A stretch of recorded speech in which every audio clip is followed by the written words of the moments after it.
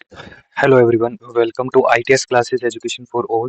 तो गाइस, हमने स्टार्ट किया हुआ है इलेक्ट्रोकेमिस्ट्री चैप्टर क्लास 12 केमिस्ट्री का। उसके हमने काफी हद तक पार्ट कवर कर चुके हैं, नोट्स कवर कर चुके हैं, very short answer type question cover कर चुके हैं और short answer type question cover कर चुके हैं। आज के लेक्चर में हम स्टार्ट करने वाले हैं क्लास 12 का ये लॉन्ग आंसर टाइप जो क्वेश्चन आते हैं उससे रिलेटेड हम यहाँ पर क्वेश्चन कवर करेंगे। ठीक है, तो बिना किसी देरी के हम स्टार्ट करते हैं। क्वेश्चन नंबर फर्स्ट ये कहता है, व्हाट इज इलेक्ट्रोकेमिकल सेल। हमें पता है इलेक्ट्रोकेमिकल सेल को हम गैल्वेनिक सेल भी बोलते हैं। और describe the working of the ZnCu cell. तो ये जो इलेक्ट्रोकेमिकल सेल होता है ये जिंक और कॉपर सेल भी बोल सकते हैं। अब इसकी वर्किंग भी हमें डिस्क्राइब करनी होगी। ठीक है, और ये जो सेल होता है ये इलेक्ट्रोकेमिकल सेल, ये एक डिवाइस होता है जो क्या कन्वर्ट करता है, केमिकल एनर्जी को इलेक्ट्रिकल एनर्जी में कन्वर्ट करता है।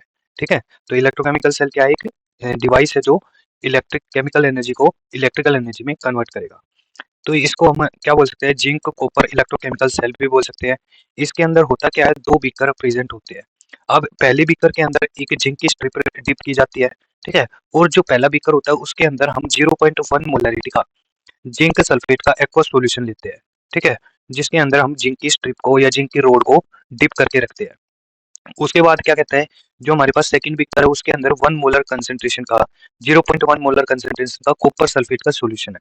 अब ये इसके अंदर हम कॉपर की जो भी क्या मान लो, रोड मानो या फिर स्ट्रिप मानो, उसको डिप करके रखेंगे। ठीक है, अब दोनों के दोनों जो स्ट्रिप होगी वो लिंक की गई है, हमने किसी एक कॉपर वायर के साथ लिंक कर दी। ठीक है, यानी कि जो जिंक की दो हमारे पास जिंक की क्या है, स्ट्रिप्स है, उनको लिंक किया गया है किसके द्वारा, एक कॉपर वायर के द्वारा। ठीक है, और वो जो कॉपर वायर है उसको हमने कनेक्ट कर दिया, किससे, एमीटर से कनेक्ट किया है।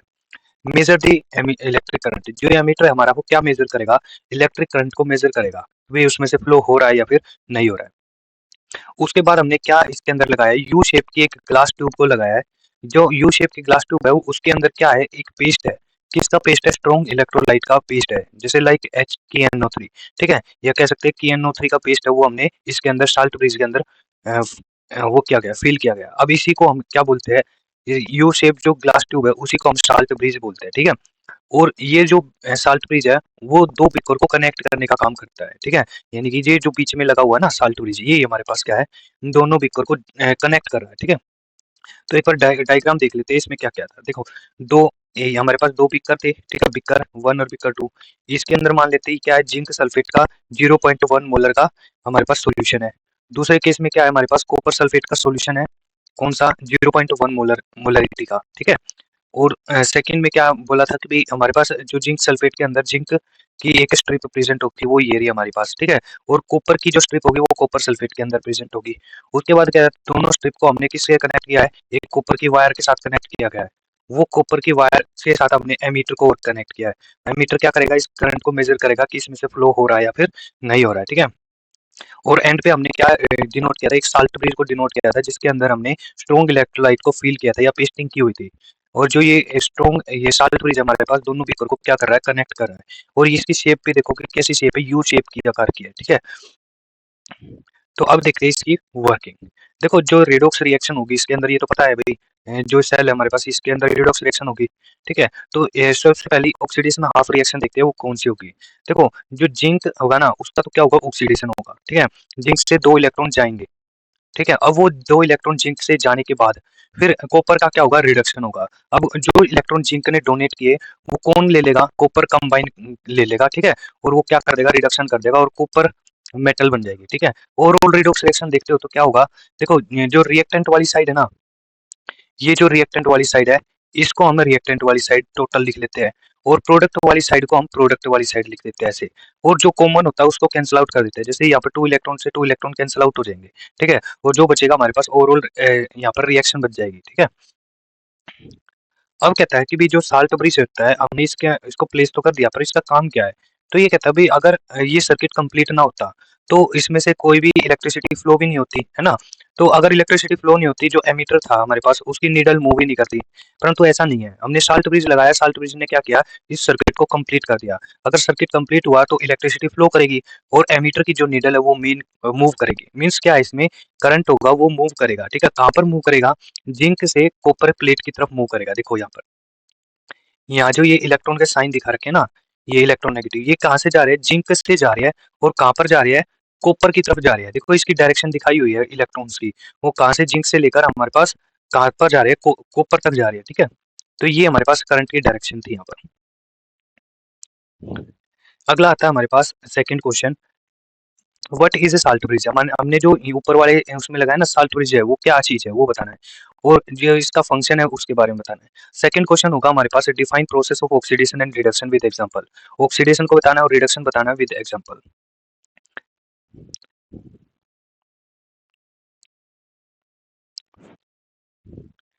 तो देखिए सेकंड यहाँ पर हम क्वेश्चन देखते हैं। पहले तो साल्ट ब्रिज के बारे में डिस्कस कर लेते हैं। हमें पता है भाई यू शेप ट्यूब होती है और वो ग्लास की ट्यूब होती है।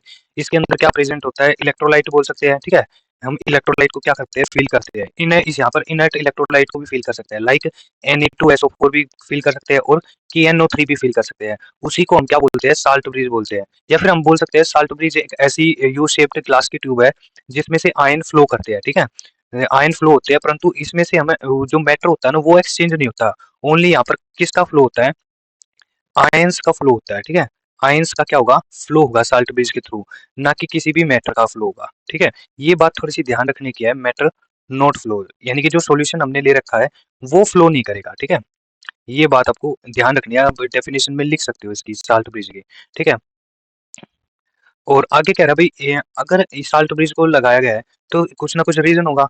तो ये कहता है भाई सर्किट को कंप्लीट करने के लिए हमने क्या किया है, इलेक्ट्रिसिटी सर्किट को कंप्लीट करने के लिए साल्ट ब्रिज का यूज किया गया है। अगर हम साल्ट ब्रिज नहीं लगाते तो क्या होता है, जो एनोड के ऊपर क्या होता है, एनोड के ऊपर हमें पता है ऑक्सीडेशन होता है, ठीक है। अब ऑक्सीडेशन होने के बाद उसके पास पॉजिटिव चार्ज बचता, ठीक है। वो किसके रूप में होता है, जिंक 2 पॉजिटिव के फॉर्म में होता है। और जो हमारे पास कैथोड होगा, ठीक है, कैथोड के ऊपर कैसा चार्ज होता है, नेगेटिव चार्ज होता है। क्योंकि जो कॉपर 2 पॉजिटिव सॉल्यूशन है, वहां से कॉपर 2 पॉजिटिव, यहाँ पर कॉपर सल्फेट का सॉल्यूशन है, वहां से कॉपर 2 पॉजिटिव आयन से रिमूव हो जाते हैं। और रिमूव होने के बाद अगर पॉजिटिव चार्ज रिमूव होता है किसी इलेक्ट्रोड के पास से, तो उस पे कैसा चार्ज आ जाता है, नेगेटिव चार्ज आ जाएगा, ठीक है। तो बिकॉज ऑफ चार्ज इम्बैलेंस, अब चार्ज क्या हो गया यहाँ पर, इम्बैलेंस हो गया, यानी कि एनोड के ऊपर तो हमारे पास कैसा चार्ज आ गया, नेगेटिव पॉजिटिव चार्ज आ गया, और और कैथोड के ऊपर क्या आ गया हमारे पास, नेगेटिव चार्ज आ गया, ठीक है। अब ये क्या हो गया हमारे पास, इम्बैलेंस हो गया। तो यहाँ पर इम्बैलेंस होने के कारण क्या होता है, जो वर्किंग होती है सेल्स की वो स्टॉप हो जाती है। अब सेल की वर्किंग स्टॉप हो जाएगी तो हमें सेल को क्या करना पड़ेगा भाई, वर्क तो कराना पड़ेगा, ठीक है। उसके लिए हम क्या करते हैं, साल्ट ब्रिज को प्लेस करते हैं। तो हम क्या करते हैं, इस सॉल्यूशन के अंदर साल्ट ब्रिज को डालते हैं। ये क्या काम करता है, इलेक्ट्रिकल न्यूट्रलिटी का काम करता है, ठीक है। इलेक्ट्रिकल न्यूट्रलिटी है वो मेंटेन करेगा, यानी कि जो एनोड के ऊपर पॉजिटिव चार्ज क्रिएट हुआ था उसको क्या करेगा, न्यूट्रल करेगा। और कैथोड के ऊपर जो नेगेटिव चार्ज है उसको करेगा न्यूट्रल, की पॉजिटिव चार्ज देके, ठीक है। तो ये इस तरीके से क्या कर सकता है, दोनों बीकर के अंदर यहाँ पर न्यूट्रलिटी को मेंटेन करेगा। न्यूट्रलिटी कैसे मेंटेन की, by flow of ions, ion का फ्लो करवा के, ठीक है। देखो एनायंस होंगे,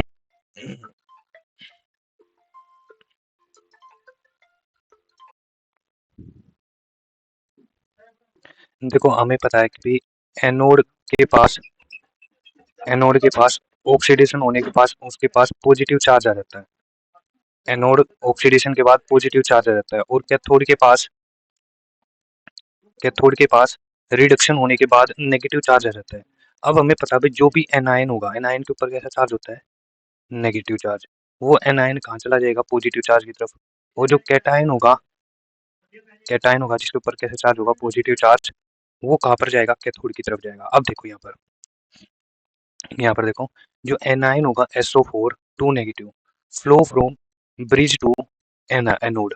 जो ब्रिज से जो नेगेटिव चार्ज होगा वो कहाँ की ओर जाएगा, एनोड के पास जाएगा। And cation migrate from bridge to cathode, और जो पॉजिटिव चार्ज होगा या कैटायन होगा वो किसकी तरफ जाएगा, ब्रिज से, साल्ट ब्रिज से लेकर वो कैथोड तक जाएगा, ठीक है। और हाफ रिएक्शन स्टार्ट अगेन, ये कह रहा है जो रिएक्शन हम स्टार्ट वहां रुक गई थी कि भाई जैसे यहाँ पर जो सेल स्टॉप कर गया था ना वर्किंग करना, और यहाँ पर दोबारा से cell reaction, half cell reaction दोबारा से होने के कारण वो रिएक्शन दोबारा से स्टार्ट हो जाएगी, ठीक है। अब देखते हैं ऑक्सीडेशन क्या होता है। ऑक्सीडेशन पता है अभी लॉस ऑफ इलेक्ट्रॉन होता है, तो जिंक से 2 इलेक्ट्रॉन निकल के तो ऑक्सीडेशन है। और रिडक्शन हमारे पास क्या होता है, गेन ऑफ इलेक्ट्रॉन होता है। यानी कि यहाँ पर क्या है, इलेक्ट्रॉन, कॉपर ने 2 इलेक्ट्रॉन, जो जिंक ने 2 इलेक्ट्रॉन लॉस किए थे ना, वो कॉपर क्या ले लेगा, 2 इलेक्ट्रॉन गेन कर लेगा, ठीक है। नेक्स्ट क्वेश्चन आता है हमारे पास, third question, 3 electrolyte ABC, 3 electrolyte है एबीसी, वो क्या कंटेन कर रहा है, एक तो जिंक सल्फेट और एक सिल्वर नाइट्रेट और कॉपर सल्फेट, 3 इलेक्ट्रोलाइट को कंटेन कर रहा है, ठीक है। तो ये कह रहे हैं इन तीनों को हमने कनेक्ट कर दिया सीरीज के अंदर, और इसके अंदर से एक करंट फ्लो किया गया 1.5 एम्पियर का, ठीक है। अब 1.5 एम्पियर का करंट फ्लो करने के बाद जो सिल्वर था ना, इतना 1.45 सिल्वर था, वो डिपॉजिट हो गया किसके ऊपर, कैथोड के ऊपर, ठीक है, ऑफ सेल बी। यानी कि देखो बी सेल था, उसी के पास क्या है, सिल्वर नाइट्रेट है, उसी का क्या होगा 1.45 ग्राम सिल्वर डिपॉजिट होगा कैथोड के ऊपर, और वो सेल कौन सी होगी, सेल बी से। अब कहता है how long the current flow, कितनी देर तक वो करंट फ्लो करेगा, ठीक है। वो डिपॉजिट होने के बाद देखो कोई तो ऐसा टाइम आएगा कि वो डिपॉजिट होना बंद हो जाएगा, और वो करंट भी क्या हो जाएगा, फ्लो करना बंद कर जाएगा, ठीक है। और सेकंड टर्म क्या पूछी गई है, what mass of the copper and zinc were deposit, कितना मास कॉपर और जिंक का डिपॉजिट करेगा, ठीक है। तो बड़ा आसान क्वेश्चन है। देखो सेल बी के लिए हम क्या करते हैं, सिल्वर का देखते हैं। सिल्वर क्या करेगा, इलेक्ट्रॉन को लॉस करके, देखो नहीं इलेक्ट्रॉन लॉस नहीं, एजी पॉजिटिव हमारे पास, देखो सिल्वर नाइट्रेट को जब हम डिसोसिएट करेंगे ना, यहाँ देखो सिल्वर नाइट्रेट है, यहाँ पर सिल्वर नाइट्रेट को डिसोसिएट करेंगे तो एजी पॉजिटिव और Na3 नेगेटिव। जिंक सल्फेट को डिसोसिएट करेंगे तो जिंक 2 पॉजिटिव और सल्फर SO4 2 नेगेटिव। इसी तरीके से कॉपर 2 पॉजिटिव और सल्फर SO4 2 नेगेटिव, ऐसे हो जाएगा, टूट जाएगा। अब ये टूटने के बाद मतलब कि इसका क्या हो गया, एजी पॉजिटिव में टूटने के बाद अब क्या होगा, ये जो एजी पॉजिटिव है वो इलेक्ट्रॉन को गेन करने के बाद एक मेटल में कन्वर्ट हो जाएगा जो क्या है, एजी, ठीक है। तो इसका मतलब ये रिडक्शन हुआ इसका। अब रिडक्शन होने के बाद जो एजी फॉर्म हुई है वो डिपॉजिट हो जाएगी किसी इलेक्ट्रोड के ऊपर, ठीक है। तो जो एजी है उसको डिपॉजिट करने के लिए देखो एक फैराडे इलेक्ट्रिसिटी की जरूरत पड़ी। अब एक फैराडे के लिए हमारे पास सिल्वर देखो कितना है, वो 1 मोल सिल्वर लेना पड़ेगा। यानी कि कितना है सिल्वर का एटॉमिक मास कितना होता है, 108 के करीब, ठीक है। तो ये आ जाएगा एक फैराडे 108 ग्राम सिल्वर को डिपॉजिट करेगा, और हमें निकालना कितना है, 1.45 ग्राम सिल्वर कितनी इलेक्ट्रिसिटी रिक्वायर होगी कि भी वो डिपॉजिट हो जाए किसी इलेक्ट्रोड पे। तो एक के लिए निकाल सकते हैं, देखो जो 108 ग्राम है ना, 108 ग्राम है, वो एक फैराडे के लिए है। अब एक फैराडे यहाँ पर मैं कह सकता हूँ 96,500 के बराबर होता है कूलम्ब, ठीक है।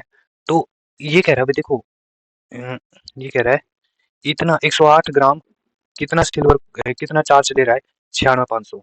तो 1.4 ग्राम सिल्वर कितना लेगा, पहले एक के लिए निकाल दो, 96,500 डिवाइड बाई 108, ठीक है, और मल्टीप्लाई कर दो, कितना चाहिए 1.45 चाहिए। तो यहाँ पर हम मल्टीप्लाई करने के बाद हमारे पास इतना आ जाएगा 1295.6 कूलम्ब। अब हमें बताना है टाइम कितने टाइम तक वो इलेक्ट्रिसिटी फ्लो करेगा, how long did the current flow. अब हमें करंट की वैल्यू पता है, करंट 1.5 एम्पियर का है, चार्ज की वैल्यू भी पता है कितनी है, अभी अभी निकाली 1295, ठीक है। यहाँ से हम टाइम निकाल सकते हैं। अब टाइम निकालेंगे तो इसको डिवाइड करना पड़ेगा, ठीक है। तो ये हमारे पास इतना आ जाएगा टाइम, इतनी तो सेकंड आ जाएगी। अब इसको मिनट में कन्वर्ट करेंगे तो 14.4 मिनट आ जाएगी, ठीक है। ये था हमारे पास जो पहला पूछा हुआ था कि भाई कितने टाइम तक वो करंट फ्लो करेगा। अब सेकंड क्वेश्चन है कि भाई कॉपर और जिंक है ना वो कितना डिपॉजिट होगा।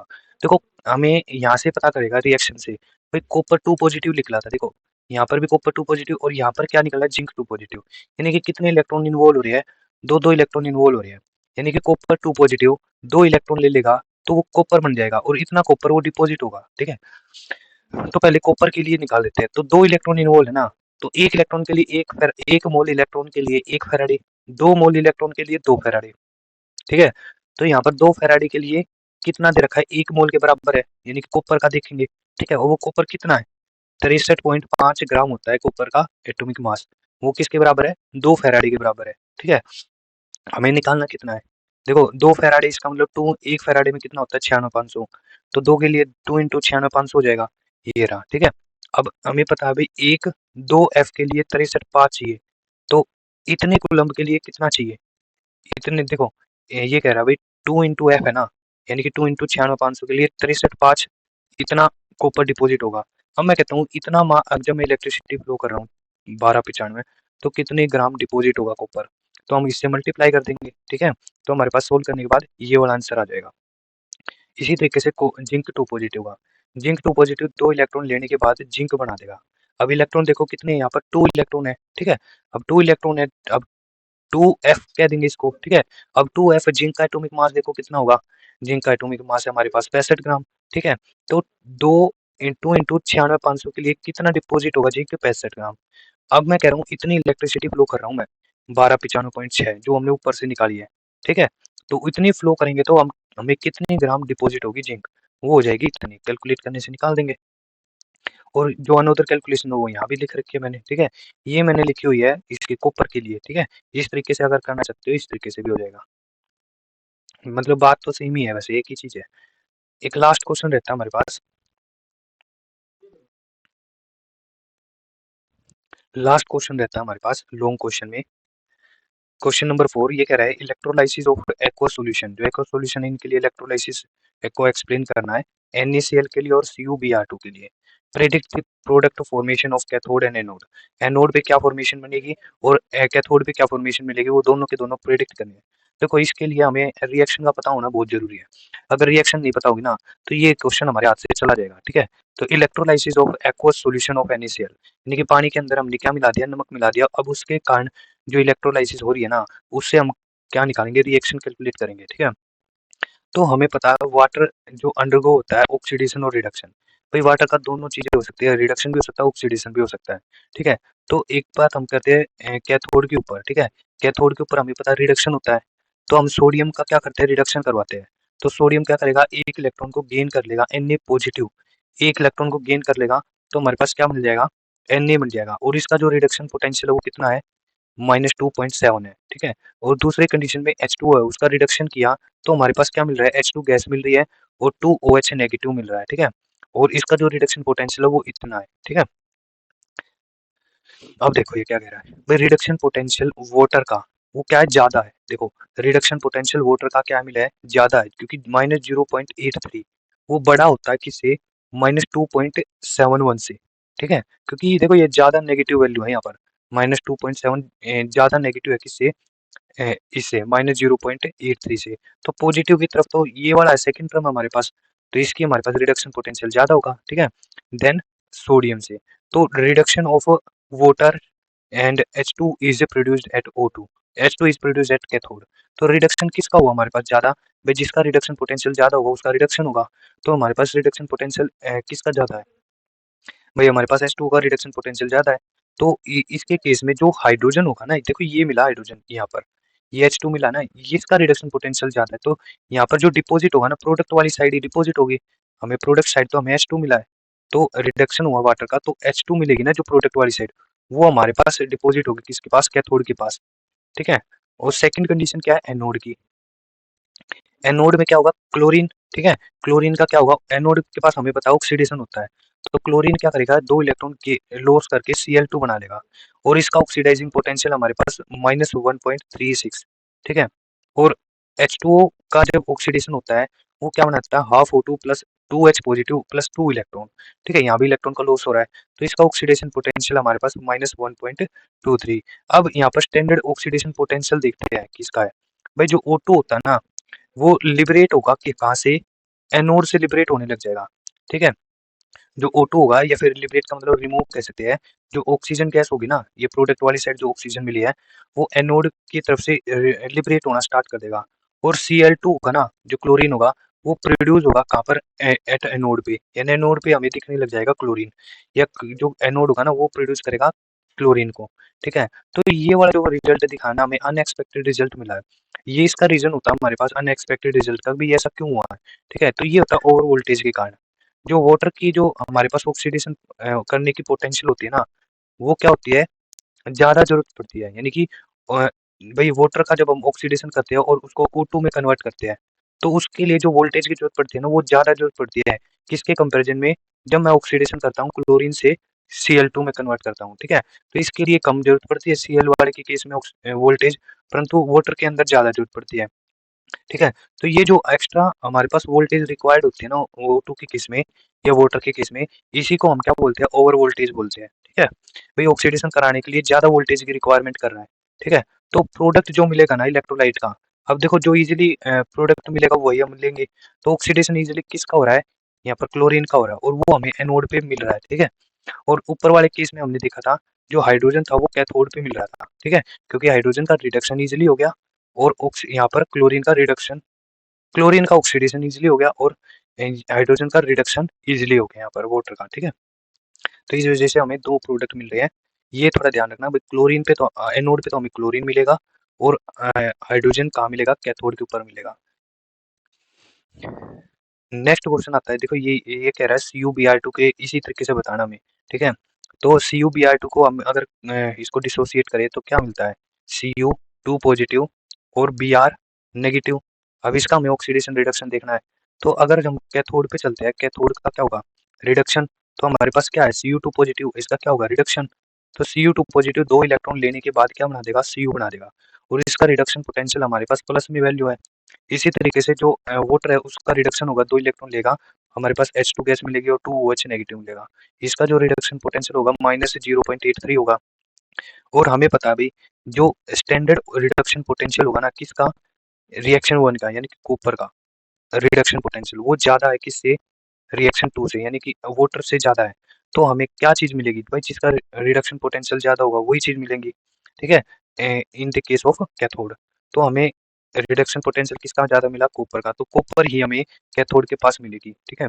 दूसरी कंडीशन में क्या है, एनोड का ऑक्सीडेशन। तो Br2 होगा हमारे, Br नेगेटिव, इसका क्या होगा, ऑक्सीडेशन होगा, तो Br2 में कन्वर्ट हो गया और 2 इलेक्ट्रॉन इसने क्या कर दिए, लॉस कर दिए। इसका जब ऑक्सीडेशन पोटेंशियल देखा, ये हमारे पास मिला -1.08।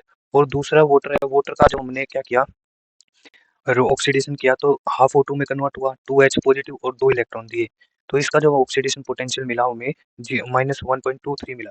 अब वैल्यू देखो किसकी ज्यादा है, तो स्टैंडर्ड ऑक्सीडेशन पोटेंशियल दिखा गया, किसका ज्यादा मिला हमें, तो 3 वाली रिएक्शन है ना, यानी कि ये वाली, ये इसका ऑक्सीडेशन पोटेंशियल ज्यादा मिला क्योंकि ये पॉजिटिव वैल्यू के ज्यादा नजदीक है, -1.08 पॉजिटिव वैल्यू के ज्यादा नजदीक है।